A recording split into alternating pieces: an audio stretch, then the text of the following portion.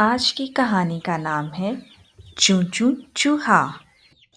सवेरा हुआ, चूं चूं चूहा अपने बिल से बाहर निकलने लगा। सामने बिल्ली बैठी थी।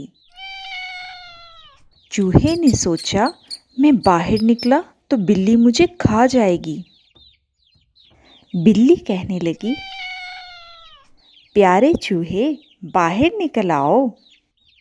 चूं चूं ने कहा, मैं बाहर नहीं आऊँगा।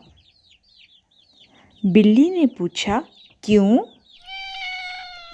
चूचू कहने लगा, मैं बाहर आऊँगा तो तुम मुझे खा जाओगी।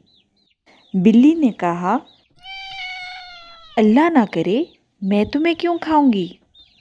मैं तो तुम्हें दोस्त बनाने आई हूँ। ये देखो, मैं हाथ बढ़ाती हूँ, तुम मुझसे हाथ मिलाओ, मेरे दोस्त बन जाओ। चूचू बोला, बिल्ली खाला, मैं नहीं आऊँगा। तुम जाओ, उधर देखो, टीपू कुत्ता खड़ा है, उससे हाथ मिलाओ। बिल्ली ने कुत्ते को देखा, उसका दम निकल गया। वो उछलकर खिड़की पर चढ़ गई, किसी तरह अपनी जान बचाई।